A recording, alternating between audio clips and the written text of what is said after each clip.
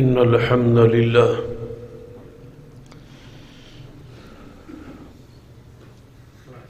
نحمده ونستعينه ونستغفره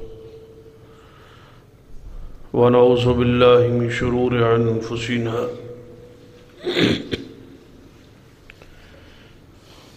ومن سيئات أعمالنا من يهد الله فلا مضل له ومن يضلل فلا هادي له أشهد أن لا إله إلا الله وحده لا شريك له وأشهد أن محمدا عبده ورسوله أما بعد فإن خير الحديث كتاب الله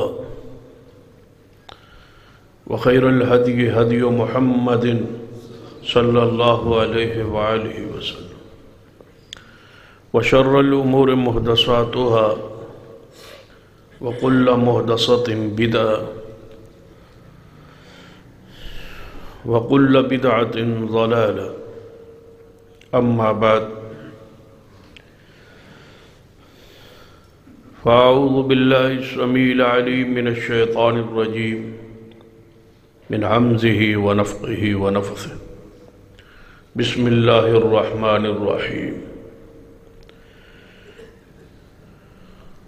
إنما وليكم الله ورسوله والذين آمنوا الذين يقيمون الصلاة ويؤتون الزكاة وهم راكعون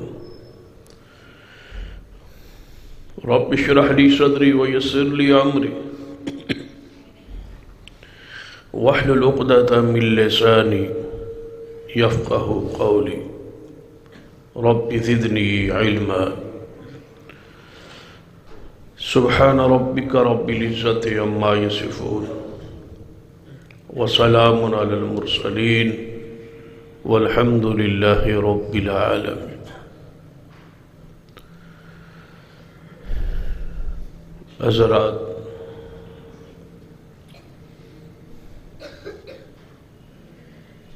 عقیدہ الولاء والبراء دے حوالے نال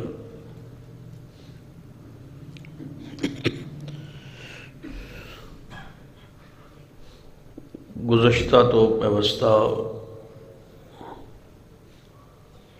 تو بعد دے اندر چند گزارشات ہوئی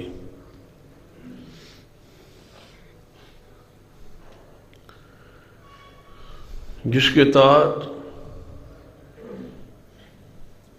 انما ولیکم اللہ سب سے پہلے اور سب سے زیادہ جس سے تمہاری محبت ہو وہ اللہ کی ذات، تمہارا دوست، تمہارا ولی، تمہارا محبوب اللہ ہونا چاہیے۔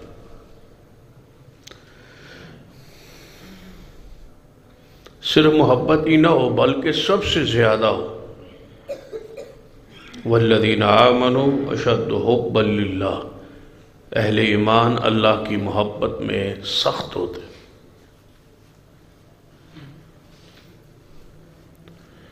اور اللہ کی محبت جس وقت حاصل ہو جائے اس وقت از خود ہی جو اللہ کا دشمن ہے وہ مومن کا دشمن ہو جاتا۔ یہ ہے والبراء کہ دشمن الہی سے نفرت ہو، بغض ہو، ناراضگی ہو، بیزاری ہو، اور اللہ کی ذات سے محبت۔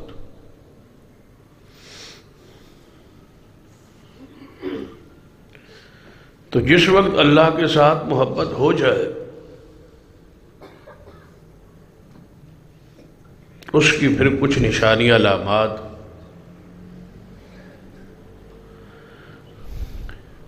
جس سے محسوس ہوتا ہے کہ اس بندے کو واقعی اللہ سے محبت۔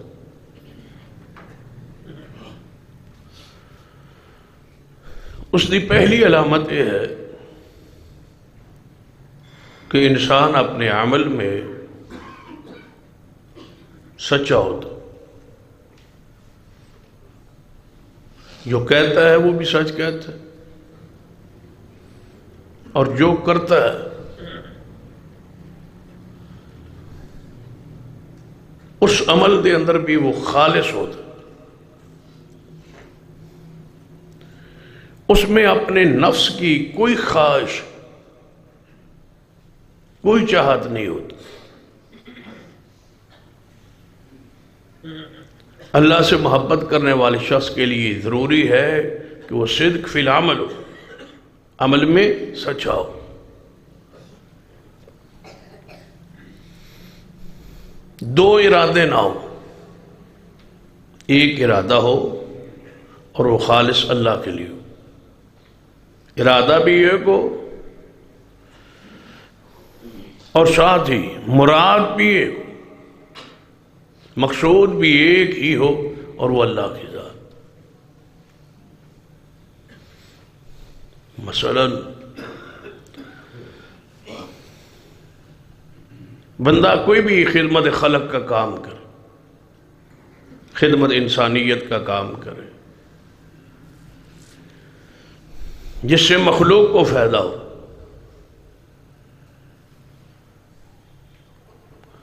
اس میں غربا بھی ہیں، یتامہ ہے، مساکین ہے، ضرورت مند ہیں، حاجت مند ہے، ان کی خدمت انسانیت کی خدمت، مساجد کی خدمت ہو، مدارس کی خدمت ہو، تو یہ بھی انسانیت کی خدمت۔ مساجد کا مقصد یا اس کی خدمت کا مقصد بلڈنگ کی زیب و زینت نہیں ہوتی، بلکہ آنے والے نمازیوں کے لیے سہولت ہوتی ہے، اور یہ خدمت انسانی۔ بلکہ اس کے اندر ایک اور چیز اضافہ کر لیجئے کہ پاک بعد انسانوں کی خدمت، نمازیوں کی خدمت۔ اسی طرح مدارس ہیں، وہ خدمت انسانیت، یعنی عوام الناس دے ذہنی خدمت انسانیت صرف غریب یا بیمار یا یتیم یا مساکین ہے، جبکہ بہترین انسانیت کی خدمت کے اندر مساجد، مدارس داخل اور شامل، کیونکہ یہاں وہ انسان ہے جن کے بارے رسول اللہ کی خبر ہے کہ یہ بہترین لوگ، خیرکم من تعلم القرآن وعلمہ۔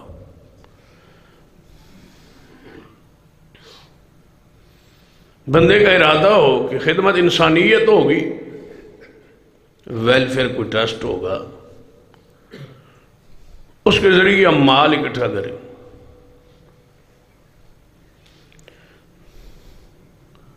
تو اب اس کے دو ارادے، ایک مال کا اکٹھ، دوسرا انسانوں کی خدمت۔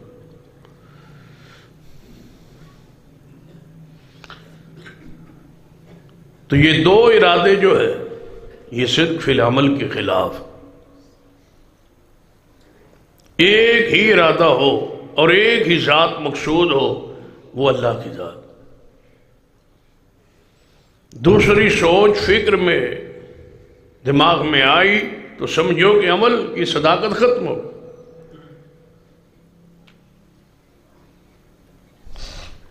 ایک بندہ سیر کو جائے، سیر و تفریح ہے،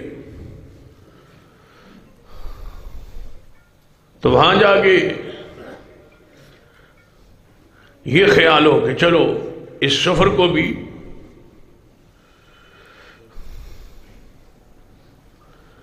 ہے تو ہے ہی صحیح،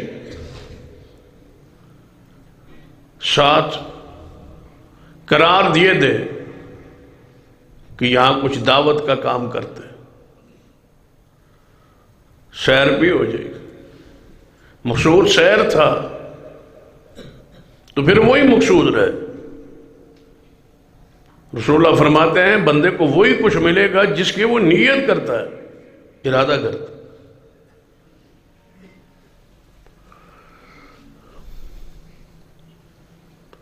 اگر نیت کے اندر خرابی واقع ہے یا اللہ کے علاوہ کوئی اور دل میں، دماغ میں، سوچ میں، فکر میں ہے تو پھر وہی کچھ ہے۔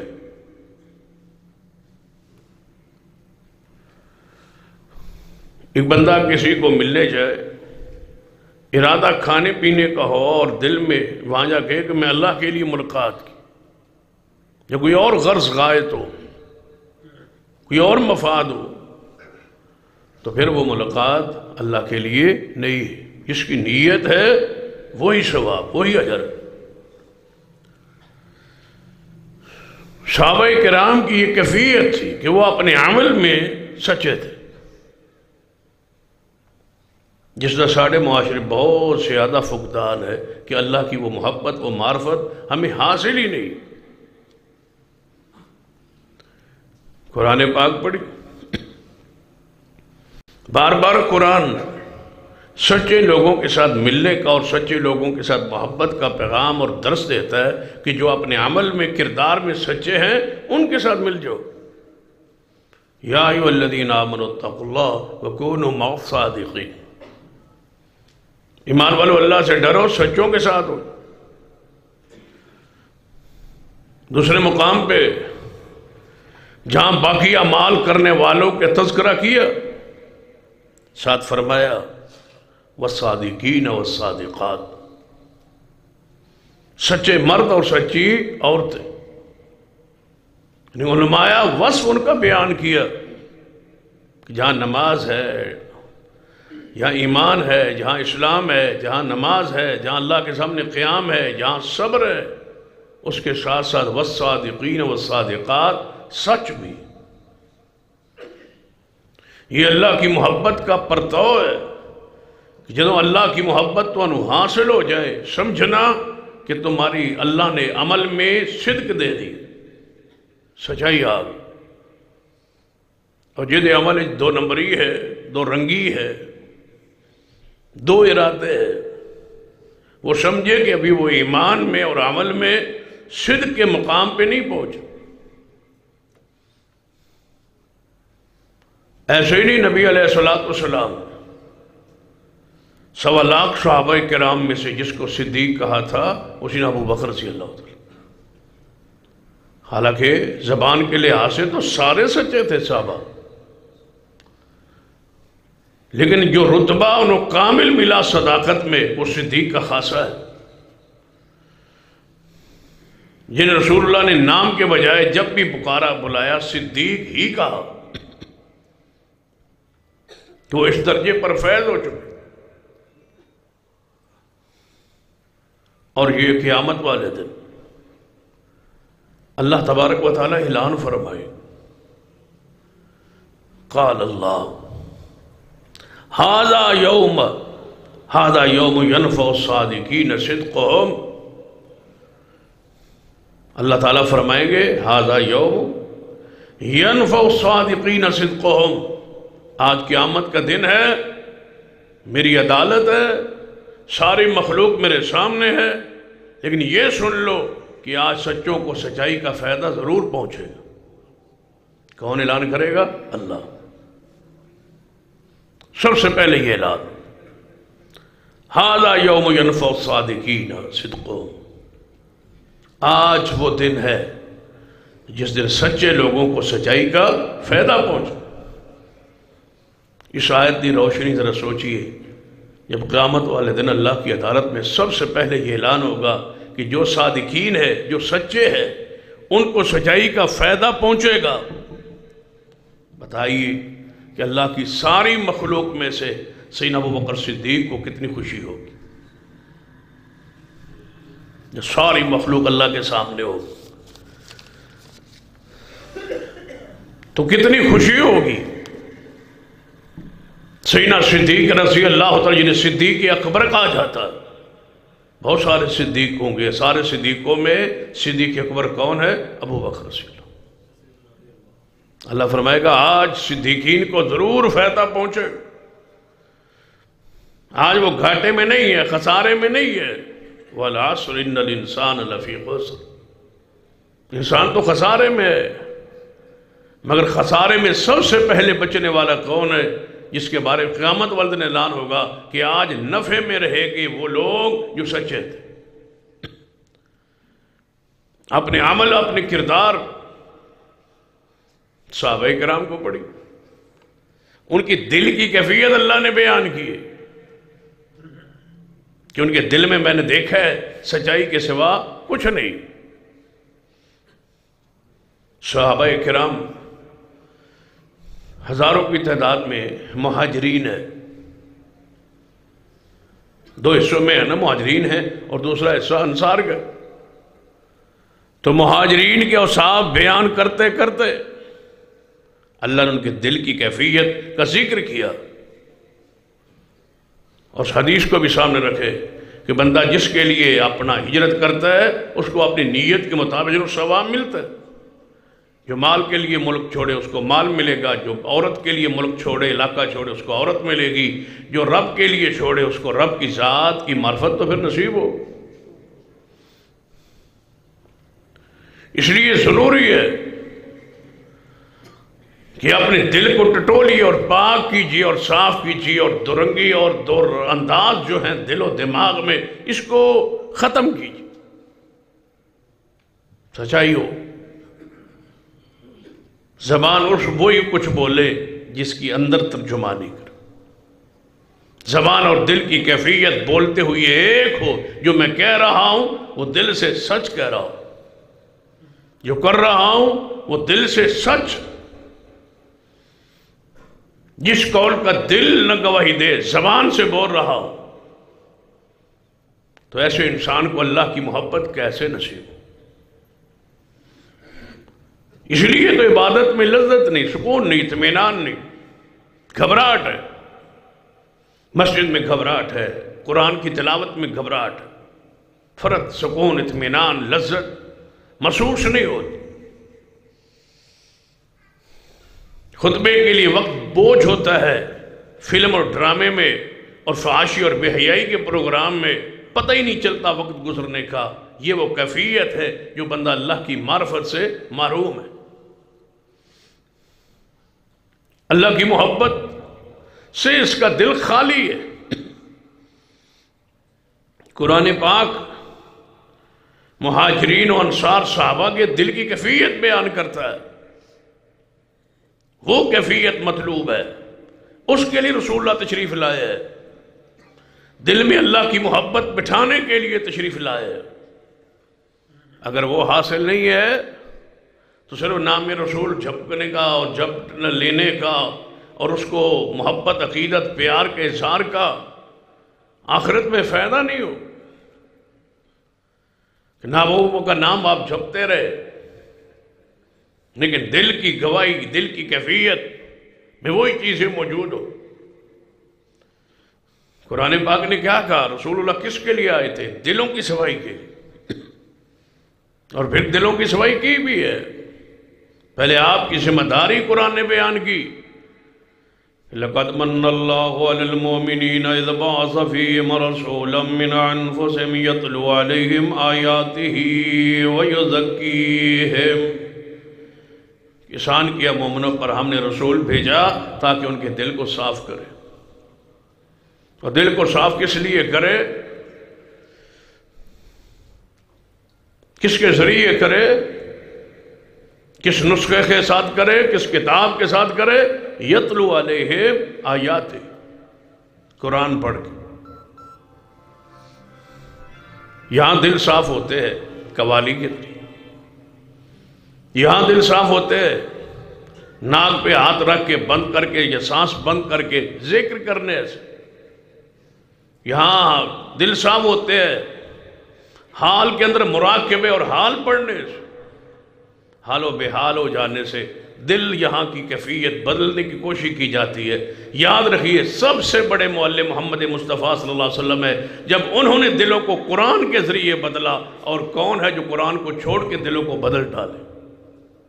یتلو علیہم آیاتہ ویزکیہم، پہلے قرآن ہے، پھر دلوں کی صفائی۔ اللہ کی محبت، اللہ کی کلام، یہ بھی اس کے محبت کا ایک ذریعہ ہے کہ اس کے کلام کے ذریعے دل صاف ہوتے ہیں۔ تبھی رسول اللہ نے فرمایا قرآن پڑھا کرو، جب تمہارے دلوں کو زنگ لگ جائے تو زنگ اترتا ہے قرآن کی تلاوت کے ذریعے اور موت کو یاد کرنے سے۔ جس کیفیت، دل کی جو حالت کیفیت ہے اس کو بدلے، اس کے اندر سچائی داخل ہونے دے، زبان اور دل کو ایک کر لے، یہ سچائی ہے، یہ صدق ہے۔ صحابہ کرام کی کیفیت پھر بیان کی، تزکیہ ہوا، تزکیہ کے لیے تشریف لائے اور پھر تزکیہ ہوا اور اس کی ضمانت آئی۔ اولئک الذین امتحن اللہ فی قلوبہم للتقوی، امتحان لیا اللہ نے اس جماعت کا جس کی طرف رسول اللہ کو بھیجا تھا کہ دل صاف کرے۔ رب کہتا ہے میں اتنے سالوں بعد ان کے دلوں کو جب دیکھا پیار کی نظر سے، محبت کی نظر سے کہ ان کے دل کی کیفیت کیا ہے، تو میں نے محبوب کے سارے صحابہ کے دل میں سوائے تقوی کے کوئی چیز نہیں پائی۔ تقوی تھا، میرا ڈر تھا۔ پھر ان کی حالت قرآن میں دوسرے مقام پہ، محمد الرسول اللہ والذین معه اشداء علی الکفار رحماء بینہم۔ اللہ فرماتا ہے محمد مصطفیٰ کے سارے ساتھی الولا والبراء میں اتنے آگے چلے گئے تھے، اشداء علی الکفار رحماء بینہم، کافروں سے دور ہو گئے، سخت ہو گئے، اور مومنوں کے بارے میں دل میں رحم اور شفقت اور محبت آ گئی۔ اور جب محبت آئی پھر سارے انصار نے کہا جتنا کچھ ہمارے پاس ہے آدھا مہاجرین کے لیے آدھا ہمارے لیے۔ یہ اس وقت ہوتا ہے جب رحماء بینہم، فَأَلَّفَ بَيْنَ قُلُوبِكُمْ، دلوں کو جوڑ دیا تھا اللہ، دل ایک تھے۔ اور صحیح البخاری کی حدیث بھی ہے، نبی علیہ السلام فرمایا جو سب سے پہلے گروہ جنت میں جائے گا ان کے چہرے 14ویں رات کے چاند کی طرح چمکتے ہوں گے، اور مختلف انسان ہونے کے باوجود ان کے دل ایک جیسے ہوں، جیسے ایک دل ہے، بندہ لاکھ ہے، کروڑ ہے، دل ایک، ہر جتنے بندے ہوں دل تو اتنے ہوتے ہیں، لیکن وہ قلوبہم قلب واحد، ان کا دل ایک ہوگا، کیونکہ دل ایک جیسا صاف ستھرا ساری اس جماعت کا جو سب سے پہلے جنت میں جائیں گے۔ اور ساتھ یہ بھی سن لے جب دل صاف ہو جائے گا پھر چہرہ 14ویں رات کے چاند کی طرح نور اس سے چمکے گا۔ یہ دلوں کی سیاہی، یہ گناہوں کی غلاظت، اس سے چہرے کے کیفیت بدل جاتی۔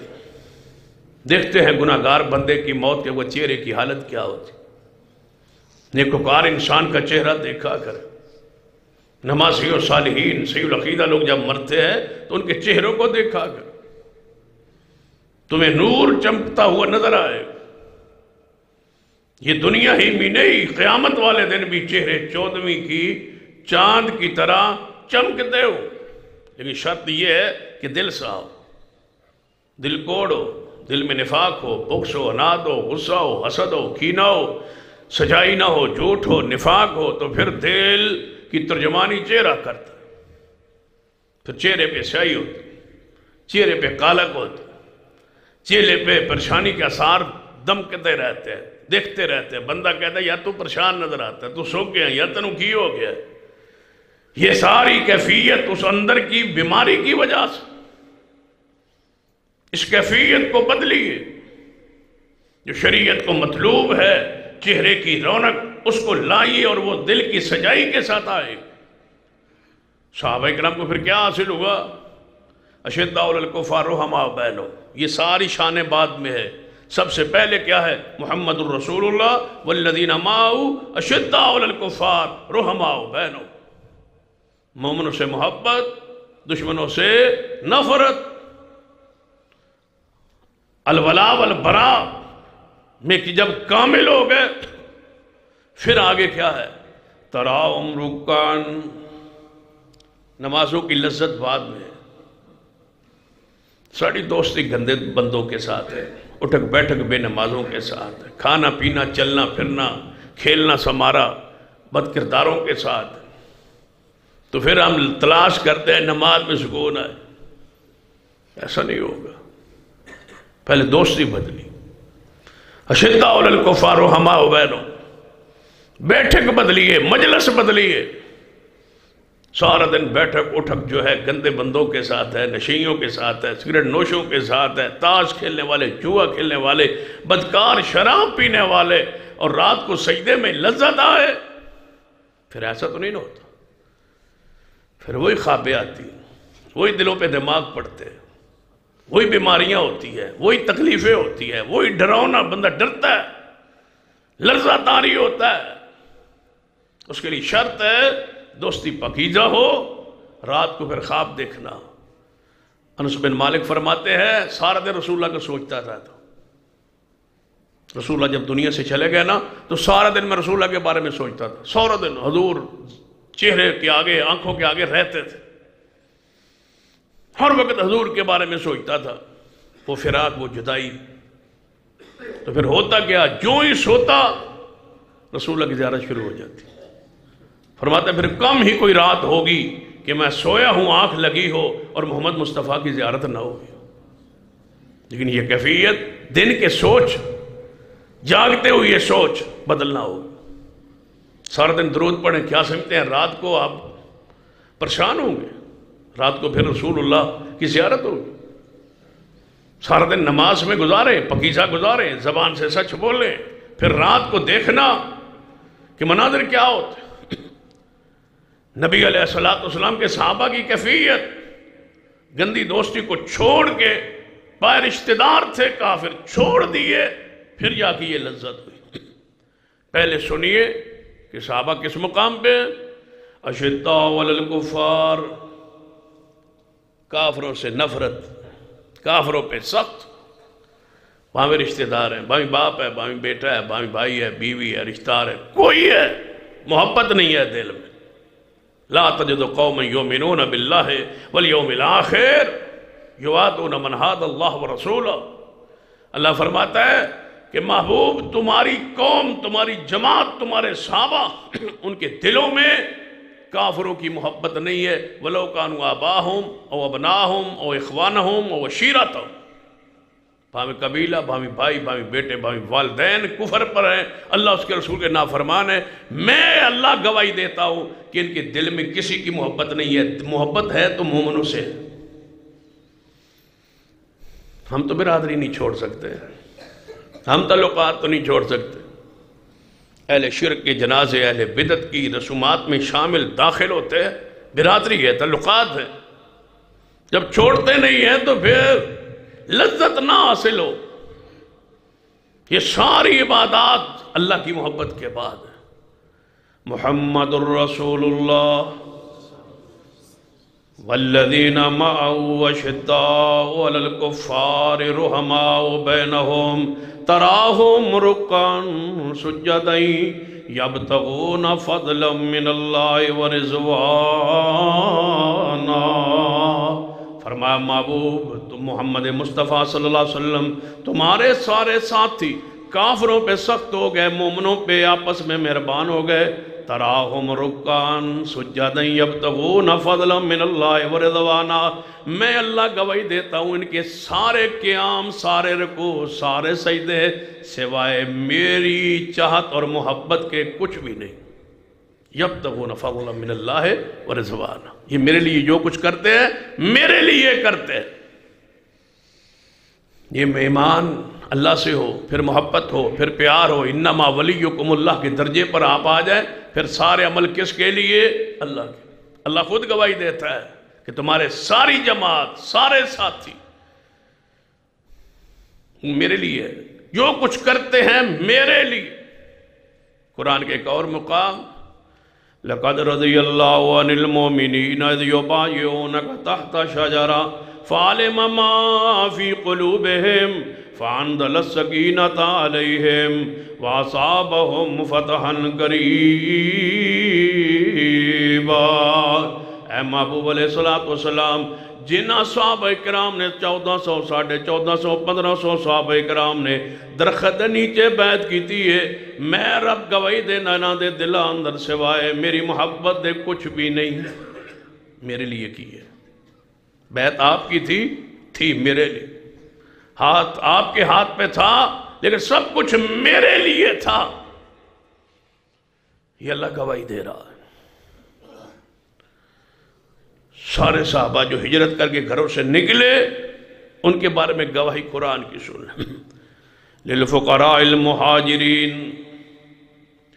للفقراء المہاجرین الذین اخرجوا من دیارہم واموالہم، اور سارے مہاجرین جنہوں نے اپنے گھراں چو نکالیا گیا، اپنے مالاں تو نکالیا گیا، مال چھوڑ دیا، کاروبار چھوڑ دیا، تجارت چھوڑ دی، کوٹھیاں ملات مکانات جو کچھ سے اخرجوا من دیارہم واموالہم، مال بھی چھوڑ دیا، اپنا گھر بار بھی چھوڑ دیا۔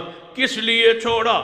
یبتغون فضلا من اللہ ورضوانا، اے اللہ فرماتا ہے میرے محبوب میں نے سارے مہاجرین کے دلوں کو دیکھا، ان کے دلوں کے اندر سوائے میری رضا کے، میری محبت کے کچھ بھی نہیں۔ میرے لیے گھر چھوڑا، میرے لیے مال چھوڑا، میرے لیے سب کچھ چھوڑا۔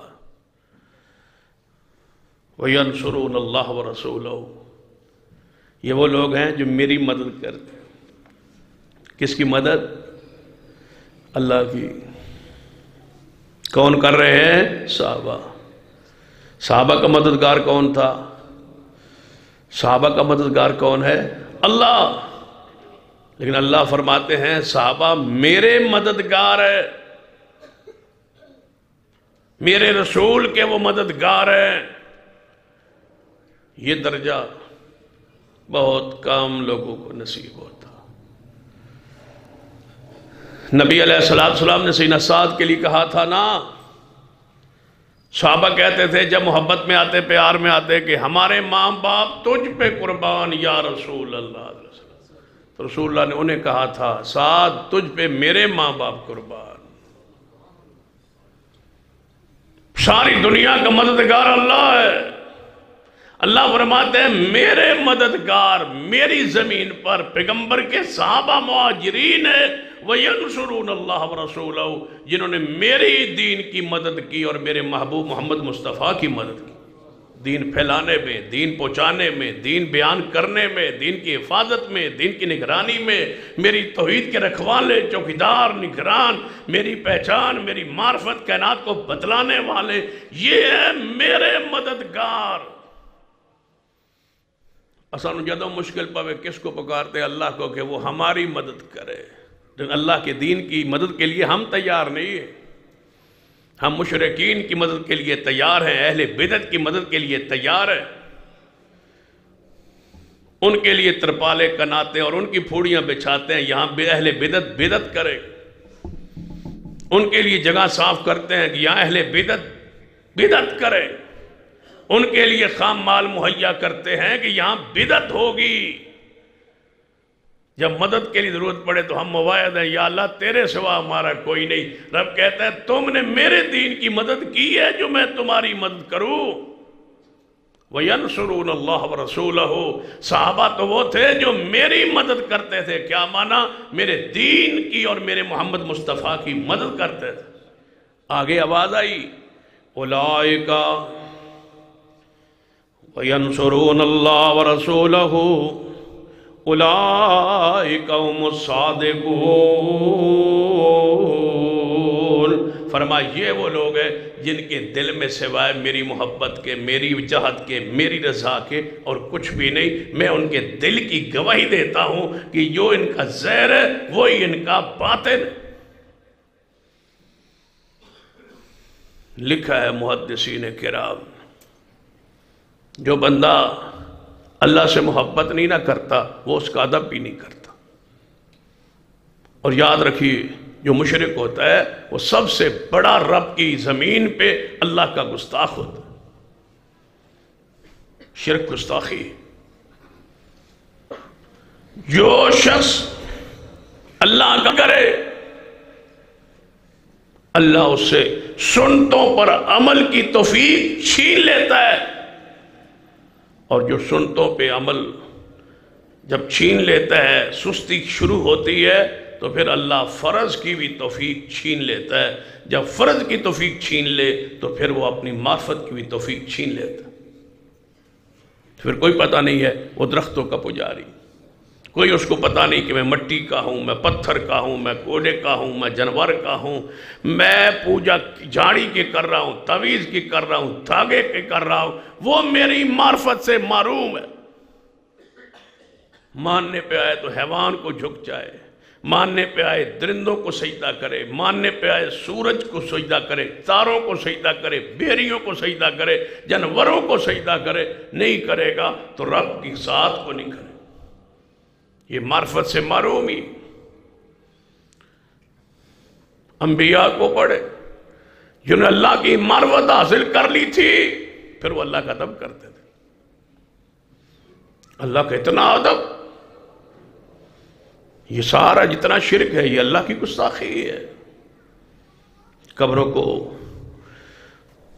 پکا کرنا، پختہ کرنا، چڑھاوا چڑھانا، پھول چڑھانا، یہ ساری چیزیں اللہ کی توہین کے زمرے میں ہے، اس لیے کہ مشرک رب کا ادب جانتا ہی نہیں، اس کو معرفت ہی نہیں دی۔ وہ پیروں کو پیر چومے گا، وہاں سجدے کرے گا، وہاں چڑھاوے چڑھائے گا، وہاں نظر نیاز چڑھے گا، انہی کو جھکے گا۔ اس کے دل و دماغ میں وہی ہے، رب کی ذات کی پہچان ختم ہو۔ وہ اتنا ہی رب کو جانتا ہے جتنا ابو جہل جانتا تھا کہ ایک اللہ ہے، اس نے زمین بنائی، آسمان بنایا، سارا کچھ بنایا، لیکن یہ جو ہیں بزرگ، ان کو اللہ نے اختیار دی ہوئی ہے، ان کو اللہ نے تفویض کر دیا سارا کچھ، یہ مختار بنا دیے گئے، ان سے سارا کچھ کرنا ہے، یہی سفارشی ہیں، یہی بچائیں گے، یہی اللہ کے پیارے ہیں، یہی قیامت والے دن بچائیں گے۔ وہ ساری زندگی ان کو راضی کرتے کرتے مشرک مر جاتا ہے، رب کو نہیں راضی ہوتا، اس لیے کہ اس کو رب کی پہچان ہی نہیں، محبت ہی نہیں، پیار ہی نہیں، اس راہ پہ یہ چلا ہی نہیں۔ اور جب اللہ کی معرفت ہو جائے تو قرآن پڑھیے، آدم علیہ السلام رب نے روکیا سی نا جنت کے درخت کے پھل سے، پھر بھول گئے اور وہ پھل کھا لیا۔ اب مشرک کا، بدعقیدہ کا اور کافر کا انداز دیکھیے اور رب کے پیاروں کا انداز دیکھیے۔ شیطان نے کیا کہا تھا کہ یا اللہ میں تیرے بندوں کو گمراہ کروں گا، تیرے بندوں کے آگے پیچھے دائیں بائیں اوپر نیچے بیٹھوں گا، اس واسطے کیوں؟ یہ سارا کچھ میں کیوں کروں گا؟ بما غویتنی، اس لیے کہ تو نے مجھے گمراہ کیا، سرکش بنایا، لعنت کی، دھتکارا، پھٹکار پڑی مجھ پہ تیری طرف سے، لہذا میں تیرے بندوں کو گمراہ کروں۔ اب بتائیے یہ اللہ سے ہم کلام ہونے کا طریقہ ہے؟ کون کہہ رہا ہے؟ شیطان۔ بما غویتنی، تو نے مجھے گمراہ کیا ہے نا،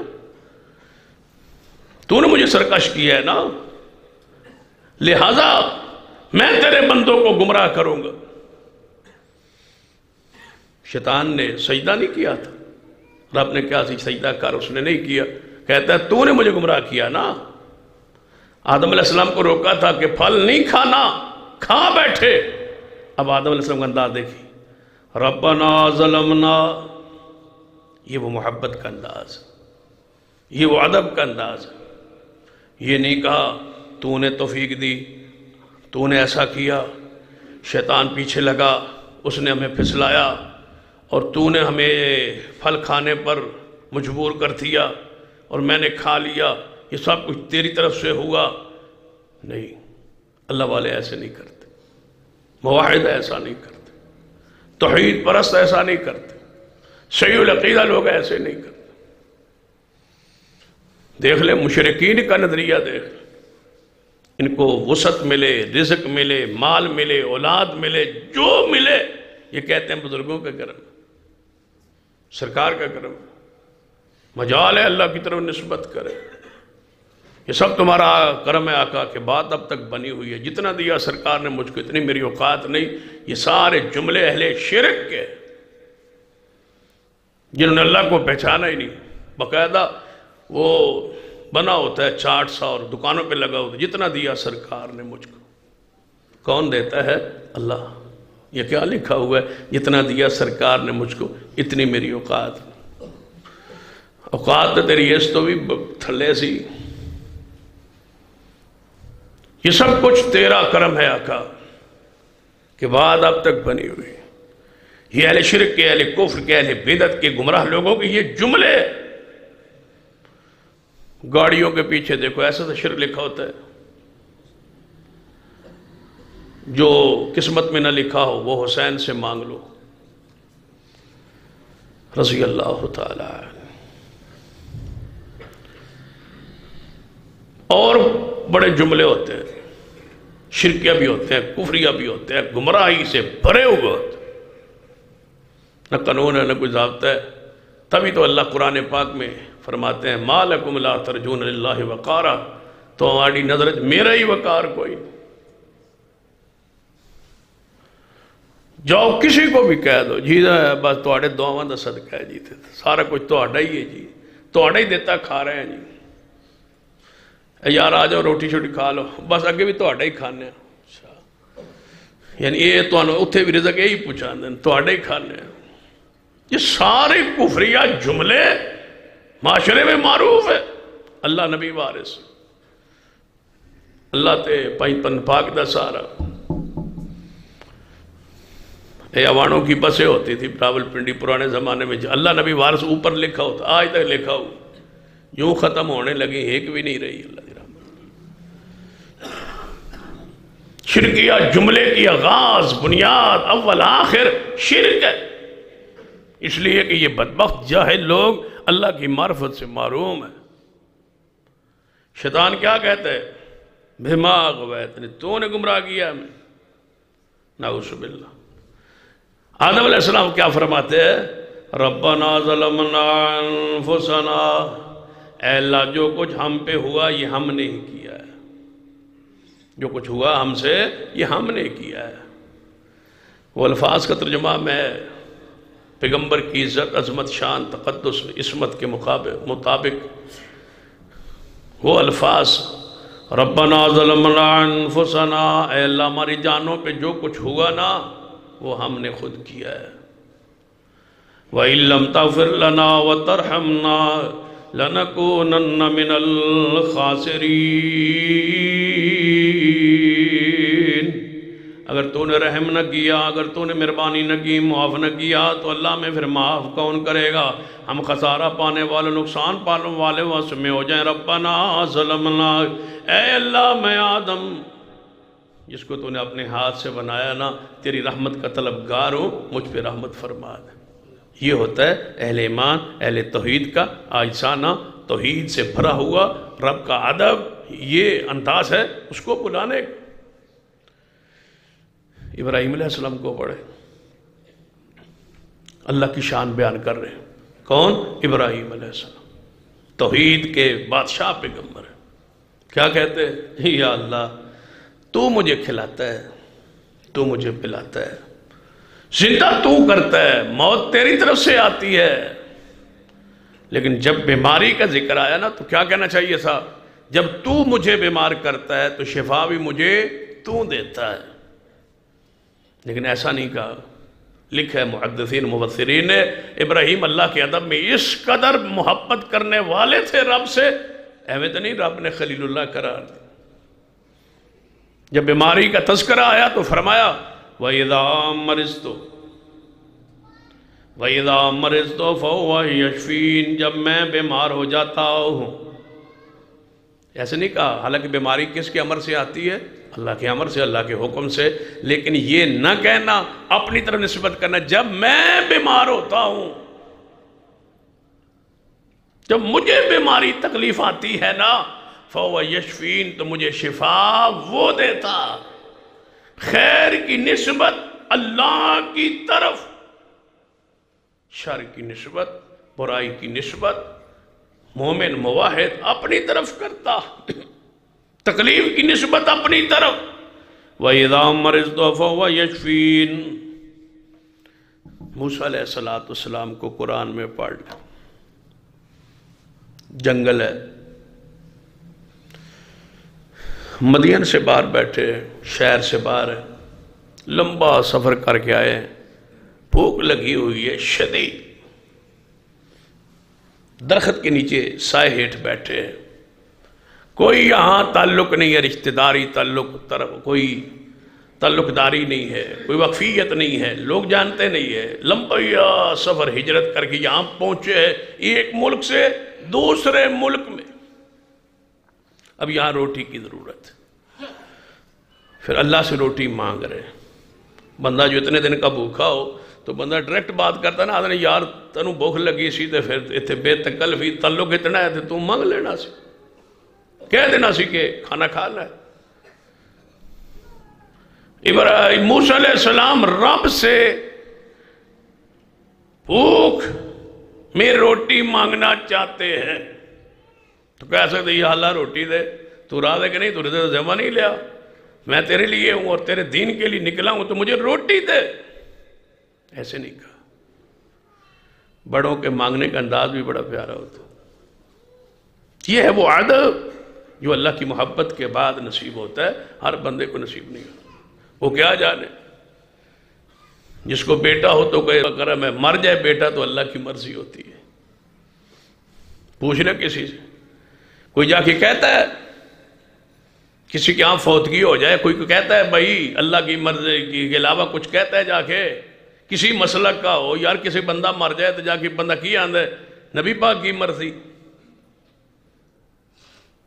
سیدنا علی پاک کی مرضی، اہل بیت کی مرضی، حضرت سلطان باہو کی مرضی، پیروں کی مرضی، بزرگوں کی مرضی، انہوں نے تمہارا بندہ مار دیا، کیا کہتے ہو اللہ کی مرضی۔ تو جب بیٹا پیدا ہو تو پھر کیوں کہتے ہو بزرگوں کا کرم ہے، کیوں نہیں کہتے کہ اللہ کی رحمت ہے، یا اللہ کا نام کیوں نہیں؟ مشرک شر کی نسبت رب کی طرف کرتا ہے اور خیر کی نسبت غیر اللہ کی طرف کرتا ہے، موحد خیر کی نسبت اللہ کی طرف کرتا ہے۔ اب موسیٰ علیہ السلام روٹی مانگنا چاہتے ہیں، لگی ہوئی بھوک ہے، دعا کا انداز محبت سے بھرا ہوا، رب انی، دعا ہے کس کی؟ موسیٰ علیہ السلام اللہ سے مانگ رہے، رب انی لما انزلت الی من خیر فقیر، رب انی لما انزلت الی من خیر فقیر، اے اللہ تیری رحمت کا محتاج ہوں، جو بھی عطا کرے خیر عطا فرما دے، خیر دے دے، اپنی طرف سے کوئی خیر دے دے۔ اب اس خیر میں کیا ہے؟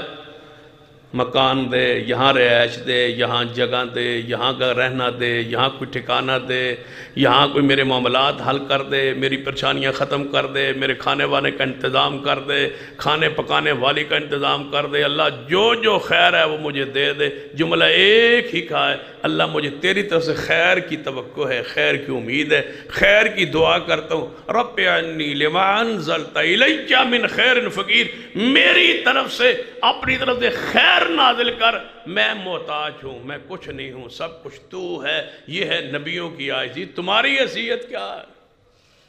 یہاں تو کہتے ہیں بس بیعت کر لو تو پھر بے فکر ہو، تسی سال بعد تسی کچھ پہنچا دیتا کرو تو تسی بے فکر ہو، اسی جانیے تے رب جانے، پھر رب جانے تے اسی جانیے، پھر رب تے قیامت والے دن ننگیا اٹھاونا ہے، رب جانے تے پھر اسی جانی۔ وہ ہمارے ایک بزرگ ہے، وہ بڑی پیاری بات کرتا ہے، بیٹھے نا تو دوستوں کی مجلس میں تو کہنے لگا جی وہ بزرگاں دا کرم ہے، قیامت والے دن بزرگاں دا لڑ پھڑ لیں گے تے انشاءاللہ جنت ہی پہنچ جا۔ وہ بھی اگو پھر بزرگ تھے، وہ کہنا لڑ نہ پڑی، قیامت نو کپڑے کو نہیں ہونے، لباس ہی نہیں ہونا، ننگے ہونا بزرگاں سارے ہیں۔ کس کو کون سا دامن پکڑو کہ بدبخت ہو، کپڑے تو ہونے نہیں۔ اور اتنی حالت کیفیت وہاں ہوگی کہ کسی کو دیکھنے کی ہمت نہیں ہوگی. اتنا دردناک ماحول ہوگا اور اتنا سخت ہولناک منظر ہوگا. بس ایک ہی آسرا ہے کہ انشاءاللہ وہاں رسول اللہ ہوں گے اور شفاعت فرما دیں گے. لیکن مشرک اس سے بھی نا امید ہے. رسول اللہ فرماتے اللہ پہلے فرمائے گا مشرک کے لیے دعا نہیں کرنی. یہ رب کا گستاخ یہ کسی کھاتے کا نہیں ہے اور کسی محل کسی میدان میں یہ کامیاب ہوتا ہی نہیں. ناکام ہے دنیا میں بھی آخرت میں بھی. ابراہیم علیہ السلام، موسیٰ علیہ السلام، پڑھ لیجئے ایوب علیہ السلام کتنے بیمار ہے. 18 سال 18 سال بندہ یار بیمار ہو کہ بندہ چرپائی نہ لگ جاوے تو بندہ تھک ہی جاتا ہے. اور کئی ہم نے بزرگ دیکھے ہیں کوئی 2 4 5 سال بیمار ہیں تو پوچھنے جائیں تو کہتے ہیں جی نمازاں بھی پڑھتے سام بس ہوں پتہ نہیں سانوں کی ہو گیا جی، کوئی یہو جی غلطی ہو گئی ہے، کوئی یہو جا گناہ ہو گیا جی، جان ہی نہیں چھڑتے دکھ تکلیفہ گھر چوں نکل دیا ہی نہیں. یہاں 18 سال کی بیماری ہے. کاش تمہیں توحید کی رب کی ذات کی معرفت حاصل ہو جائے. 18 سال کا بیمار پیغمبر ہے، ایوب ہے، اور گناہوں سے بھی پاک ہے. ضروری نہیں ہے گناہوں کی پکڑ آئے، اللہ کی ازمائش بھی آتی ہے. جب معصوم پر 18 سال بیماری آ گئی ہے ہم تو ویسے بھی گناہ گار ہیں. 18 سال بیماری کے بعد دعا کے لیے الفاظ سن لیجیے. انی مسنی الضر انی مسنی الضر وانت ارحم الراحمین. اے اللہ تو سارے مہربانی کرنے والوں میں سے سب سے زیادہ مہربانی کرنے والا ارحم الراحمین تو ہے. مجھے تکلیف آئی ہے، تکلیف مجھے آئی ہے. انی مسنی الضر مجھے تکلیف آ گئی ہے، میری طرف سے آ گئی ہے، مجھے آ گئی ہے. تو رحم کرنے والا ہے، تو نہیں نہ تکلیف دیتا، تو رحم کرتا ہے نا. تکلیف بس مجھے آ گئی ہے. اے اللہ میں تجھ سے شفا کی دعا کرتا ہوں. پھر اللہ نے انتظام ویسے کیا جیسے گمان تھا، جیسا ایمان عقیدہ تھا. ہم نے کبھی ادھر گیا ہی نہیں. سر درد ہو اسپتال دوڑتے ہیں، دوائیوں کی طرف ہماری توجہ ہوتی ہے، اللہ کی طرف توجہ کم ہوتی ہے. تبھی وہ اس طرح شفا نہیں دیتا، پھر دوائیوں کے حوالے ہی کرتا ہے. بس کھاندہ رہے دے کچھ آرام پاندہ رہے. کبھی نہ تنہائی میں ایسے بھی کر لیا کرے.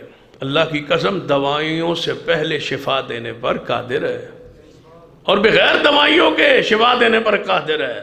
جب قادر ہے تو پھر پہلے رابطہ اس سے ہو، اس سے محبت ہو، اس سے تعلق ہو. نبی علیہ السلام کے معراج کے سفر کو پڑھی. حضور معراج پہ تشریف لے گئے. ما زاغ البصر وما طغى. اللہ فرماتا ہے مجال ہے میرا نبی ادھر ادھر جھانکے. یہاں سے سفر شروع ہوا، 3500 سال کا سفر ہے، 7ویں آسمان تک. اتنا سفر اور علاقہ ایسا جب پہلے دیکھا ہوا نہیں ہے. دوسرا پورا جہان ہے. ما زاغ البصر وما طغى. اللہ کا ادب اتنا ہے محبوب کو، فرمایا نہ ادھر جھانکا نہ ادھر جھانکا، نہ نگاہ حد سے بڑی وہی نگاہ رہی جہاں رب نے فرمایا.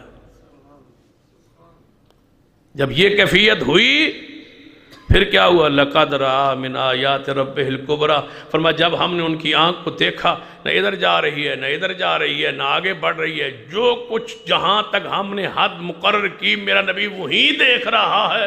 پھر ہم نے کیا کیا؟ اپنی بڑی بڑی نشانیاں محمد کی آنکھوں کے سامنے کرے. فرمایا جو ہمارے لیے ادب کرے پھر ہم اس کے لیے تو بڑی بڑی نشانیاں کھول دیتے. پھر ہم نے نشانیاں دکھائی. پھر نبی علیہ السلام نے کیا دیکھا معراج میں، وہ تو ایک لمبی تفصیل ہے، لیکن یہ سارا صلہ ادب الہی کا ہے. ہماری نماز دیکھ لیں، کوئی ناک صاف کر رہا ہے، کوئی کان صاف کر رہا ہے، کوئی جناب کپڑے سیدھے کر رہا ہے، ہر بندہ کوئی پیر نیچے سے کھیل ادھر اٹھاتا ہے پھر ادھر رکھتا ہے پھر ادھر اٹھاتا ہے پھر ایسے چوم رہا ہے نماز میں. رسول اللہ نے 3500 سال کا سفر رات کے تھوڑے حصے میں کیا ہے، لیکن مجال ہے وہاں سے آنکھ ہٹائی ہو جہاں رب نے حکم نہ دیا ہو. بس وہی ہے جہاں رب نے کہا. تب نشانیاں دیکھتے ہیں، تب لذت آتی ہے، تب سکون آتا ہے جب اللہ کی حکم سے آگے پیچھے نہ ہو. یہ اللہ کا ادب ہے نا. یہ جو ہم کپڑے پہنتے ہیں اللہ کے لیے ادب. صحابہ نے پوچھا تھا نا یا رسول اللہ صلی اللہ علیہ وسلم جب اکیلے میں ہو تو ہم ننگے ہو سکتے ہیں نا؟ اکیلے ہو تو ننگے تو ہو جائے. کپڑے تو ہوتے ہیں ماں سے، باپ سے، بھائیوں سے، بہنوں سے، رشتہ داروں سے، انسانوں سے. بندہ ان سے چھپا ہوتا ہے. رب کے لیے تو سب کچھ ظاہر ہے. تو جب بندہ اکیلا ہو پھر تو کوئی ضروری نہیں ہے نا. تو آپ نے فرمایا ساری مخلوق سے زیادہ اللہ زیادہ حقدار ہے کہ اس سے حیا کیا جائے. اکیلے میں ہو نا، یہ تصور تو ہے نا، یقین ہے نا کہ رب تمہیں دیکھ رہا ہے. جب رب تمہیں دیکھ رہا ہے تو بندہ، یار کوئی دیکھ رہا ہو نا، کسی کے بارے میں شبہ ہو کہ مجھے دیکھ رہا ہے تو بندہ برہنہ نہیں ہوتا. فرما اللہ زیادہ حق رکھتا ہے کہ اسے تم ادب کرو، لباس پہنو، تنہائی میں بھی برہنہ نہ ہو، اس لیے کہ اللہ زیادہ حقدار ہے کہ اسے حیا کیا جائے. اگرچہ وہ سب کچھ زمین کی تہ میں بھی دیکھتا ہے، لیکن پھر بھی اس نے پردے کا جب ستر ڈھانپنے کا حکم دیا ہے تو یہ اللہ کا حیا ہے، اللہ کا ادب ہے، احترام ہے. پورا دین جو ہے اس کو ادب کے ساتھ. ہمارے ہاں ادب کی کمی ہے بھائی، تھوڑا سا ادب اپنا بہتر کیجیے. پورا دین ادب ہے. نماز میں سر جھکانا، اس طرح نگاہ اپنی سجدے کی حالت میں جگہ پر نگاہ رکھنا، ادھر ادھر جھانکنا، التفات نظر نہ کرنا، یہ اللہ کا ادب ہے. ہاتھ سینے پر باندھنا، یہ اللہ کا ادب ہے. نماز میں ہم ہاتھ سینے پر باندھتے، یہ اللہ کا ادب ہے. ناف کے نیچے باندھنا اللہ کے ادب کے خلاف ہے. کیوں؟ جب کسی سے معافی مانگنے ہوتی ہے تو کہاں ہاتھ باندھتے ہیں؟ سینے پر ایسے جوڑتے ہیں نا کسی کے سامنے، یار مجھے معاف کر دیں. کبھی ناف کے نیچے بھی کسی نے ہاتھ جوڑے نہیں، یہ ادب کے خلاف. جب انسانوں کے سامنے یہاں ہاتھ نہیں جوڑتے معافی مانگتے ہوئے تو اللہ کے سامنے تو سینہ حق رکھتا ہے کہ سینے پر ہاتھ رکھ لیے جائے کہ اللہ مجھے معاف فرما دے. زبان کی حفاظت، یہ خشوع، مساجد میں آتے ہوئے کپڑوں کا اہتمام، انتظام، زینت، خوشبو، یہ سارے اللہ کے ادب میں چیزیں داخل ہے، شامل ہے، تاکہ اللہ کے ادب کے ساتھ تمہیں محبت نصیب ہو. قبلہ کی طرف ہم پیشاب کرنے کے لیے نہیں بیٹھتے، نہ پیٹھ کرتے ہیں نہ منہ کرتے ہیں، یہ اللہ کا ادب ہے. بیت اللہ کی طرف منہ کر کے تھوکتے نہیں ہیں، یہ اللہ کا ادب ہے. نماز میں سکون سے کھڑے ہوتے ہیں، یہ اللہ کا ادب ہے. حج میں ہم تلبیہ پڑھتے ہیں، لبیک اللہم لبیک، یہ اللہ کا ادب ہے. رکھیے کبھی اتنا نہ ڈرے اللہ کے عذاب سے، کبھی اتنا نہ ڈرے کہ مایوس ہو جائیں اس کی رحمت سے، اور اتنی رحمت پہ امید نہ رکھے کہ گناہوں پر نڈر ہو جائے. یہ کیفیت مومن کی ادب کی کہ مایوس نہیں ہونا، انشاءاللہ رحمت کرے. مایوس نہیں ہونا، وہ انشاءاللہ قیامت والے ضرور رحمت کرے گا. اور اتنا گناہوں پہ نڈر بے باک بھی نہیں ہو جانا کہ کوئی گل نہیں ویکھی جائے. اگر یہ درمیانی کیفیت ہوگی آپ کی تو پھر اللہ رحمت کرے. ادب کا یہ تقاضا ہے. امام ابو عبید رحمۃ اللہ علیہ فرماتے ہیں میں بیت اللہ میں بیٹھا تھا، بیت اللہ کے اندر جاتا بیٹھتا، اور جب تھک جاتا نا بیت اللہ کے اندر ہی بیٹھ جاتا اور ٹانگیں بیت اللہ کی طرف کر لیتا. بعض لوگوں کی عادت ہوتی ہے کہ نماز جب پڑھتے ہیں سلام پھیرتے ہیں نا، پھر بیت اللہ کی طرف اس طرح ٹانگیں سیدھی کر کے بیٹھ جاتے. فرماتے ہیں میں بیٹھ گیا تو میں کہہ دیکھتا ہوں کہ خاتون آئی ہے، بڑی عالمہ ہے اور محدثہ ہے، اور فرماتی ہیں اے ابو عبید تم عالم نہیں ہو. فرمایا کیوں نہیں؟ اللہ کی رحمت ہے. تو فرمایا ٹانگیں پھر کس طرف کر کے بیٹھے ہو؟ اگر تمہارے عمل سے ادب ختم ہو گیا اللہ تمہیں مقربین لوگوں میں سے نکال دے، نام مٹا دے گا. ہم کچھ لوگ ہوتے ہیں نا، خاص کر موحدین، وہ ادب نہیں کرتے، مسجد کا نہیں کریں گے، قرآن کا ادب نہیں کریں گے۔ ایویں رکھ دو جی تھلے قرآن، کیوں؟ ایویں رکھ دو قرآن پاک، کیوں بھائی؟ اونچا کیوں نہ رکھے؟ قرآن کو اونچا رکھے، قرآن کی یہ شان ہے، قرآن کا یہ مقام ہے۔ اجی قرآن کو کانٹ شانٹ کرن دا کوئی جرم نہیں، کیوں بھائی؟ کیوں کرتے ہو تم قرآن کو پیٹھ؟ نہ کرو پیٹھ۔ ٹھیک ہے، قرآن پاک کا اندر جو ذکر ہے کہ پیٹھ نہ کتاب اللہ کو کرتے ہیں، اس سے مراد عملی ہے، لیکن عملی بھی ہے تو اگر ظاہری پیٹھ بھی آپ نہ کریں تو قرآن کے ادب کی وجہ سے اللہ تم سے محبت کرے، اور اس کا کوئی خیال رکھے، کوئی ادب کا خیال رکھے۔ گھر سے چرپائی بیت اللہ علیہ پاس لتا بیت اللہ ادھی بھابی ہونا جی بیت اللہ دے پاس لتا کرنا کوئی گناہ نہیں، شاباش۔ کیڑی حدیث میں ہے کہ بیت اللہ کی طرف ٹانگیں کرنا کوئی گناہ نہیں ہے؟ دوسرا بندہ دیکھ کے کیا کہے گا؟ یہ بیت اللہ کی طرف ٹانگیں کرے گا، وہ کہے گا ہم تو نہیں کرتے بھائی، ہم تو ادب کرتے ہیں بیت اللہ کا۔ ادھی بھابی ہونا بیت اللہ علیہ پاس کریے تاں بھی کوئی گناہ نہیں۔ بلکہ ایک بندے سے میں نے سنا آندا بیت اللہ علیہ پاس ٹنگا کرن دا کیڑا گناہ؟ یہ تو بیت اللہ جانے ٹنگا نال ہی نہیں ہونی، ٹانگیں ساتھ ہی ہوتی ہیں نا بیت اللہ۔ اور جب خود بیٹھے ہوتے ہیں کوئی بیٹا یا کوئی بندہ ٹانگیں اسی طرح کرے، یہ ٹنگا پیچھا کر یار، بزرگ نے اپنی واری پیچھا کر، بیت اللہ کا کوئی ادب نہیں ہے۔ حدیثی نے منع کیا، روکا ہے، ہمارے اسلاف نے، ہمارے قابرین نے سے روکا ہے، منع کیا۔ رسول اللہ نے ایک بندے کو دیکھا بیت اللہ کی طرف تھوک رہا ہے منہ کر کے۔ آپ نے پوچھا یہ کون ہے؟ فرمایا یا رسول اللہ فلاں مسجد میں امام ہے۔ فرمایا اس کو امامہ سے ہٹا دو جس کو بیت اللہ کا احترام ہی نہیں، امامت کے لائق نہیں ہے جو بیت اللہ کی طرف منہ کر کے تھوک رہا ہے۔ ادب نہیں ہے تو ادب۔ محدث کے بارے میں آتا ہے محراب کے اندر بیٹھے تھے، نماز پڑھی اور ٹانگیں آگے ہی کر دی بیت اللہ کی طرف، ایسی آواز کڑکی اور آئی اور کہا اللہ سے ڈر۔ بادشاہوں کے سامنے ایسے بیٹھتے ہیں؟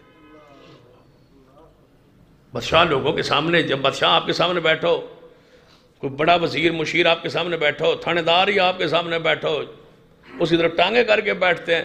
بندوں کا احترام کرتے ہیں، رب کا کوئی حیا نہیں ہے، رب کا احترام کر۔